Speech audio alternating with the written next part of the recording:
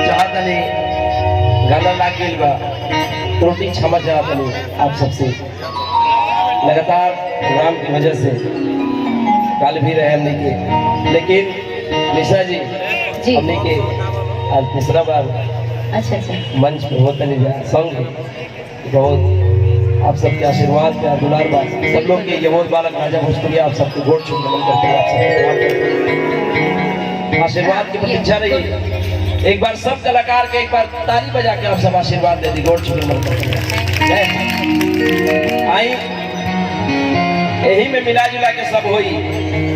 छपरा से आप बलिया से कोई भागल नहीं थे क्या जी? बस नदी पार करी तरवा छपरा आ जाए एकदम भाई। हम नदी पार करब तो हम बलिया आ जाए ना जी।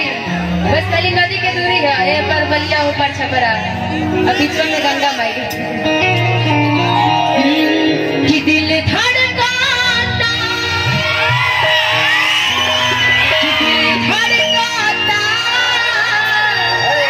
केहू के प्यार में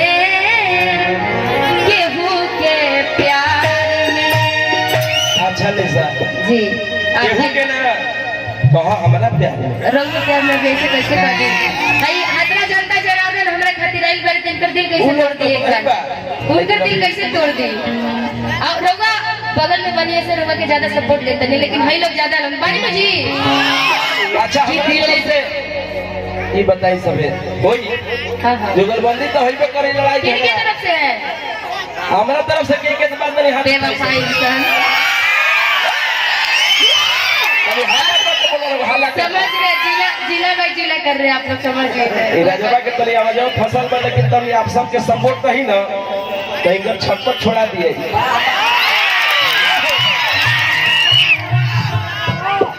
आई तरीका भाव का आप सबों के लिए कहना है कि तुम तो धोखेबाज हो, वादा करके भूल जाते हो।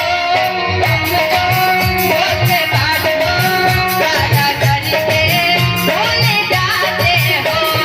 रोज रोज तुम सफर ऐसे करोगे, रोज रोज तुम सफर ऐसे करोगे, मैं तो रुक जाऊंगी।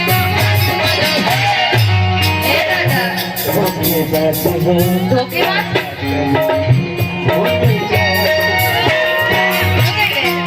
अच्छा, आप धोखेबाजी करें तो कुछ नहीं, हम करें तो मैं धोखेबाज हो गई। अच्छा ये बतावल जाए भाई लोग 100% में हाँ 80% लड़की धोखा देता है। सब लड़की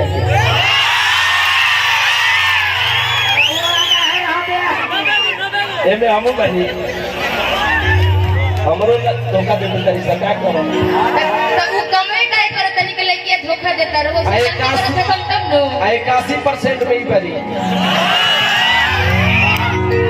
हमरा के तो कोई करिए नहीं कर सकत कि हम धोखा दे सकत नहीं कि रोज रोज तुम जो सनम ऐसा करोगे, अभी हम जो रुठ जाएंगे तो बिल्कुल नहीं कि दिल ना लगई हाँ ए गोरिया रे, कि दिल ना लगई हाँ फिर जाने हाँ अब जा भुला जाएगा, अब जा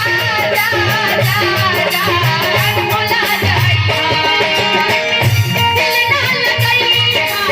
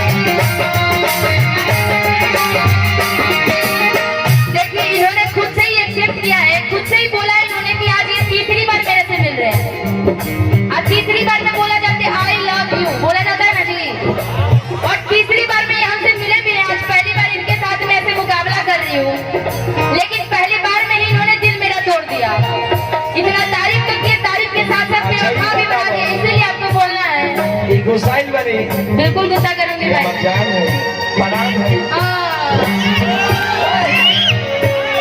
हिंदी आई बालू जाने गुस्सा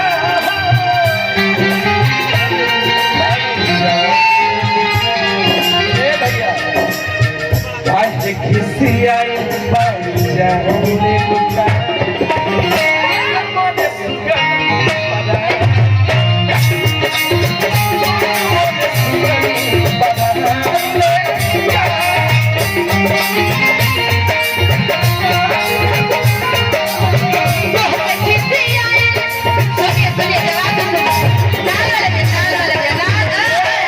सुनते रहिएगा, थोड़ा ध्यान देते रहिएगा।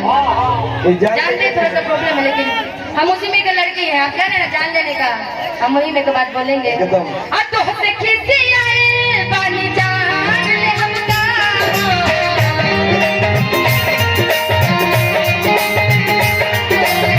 तो हमसे खिसी आए पानी जान ले हमका।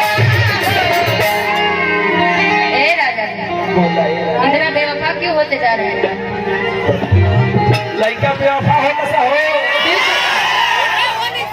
अच्छा केकरा प्यार भइल बता रे, हाथ उठाई त सभी लोग के है, सभी लभेरिया की बीमारी भइल बा। धोखा केकरा मिलल बा? सब लोग के।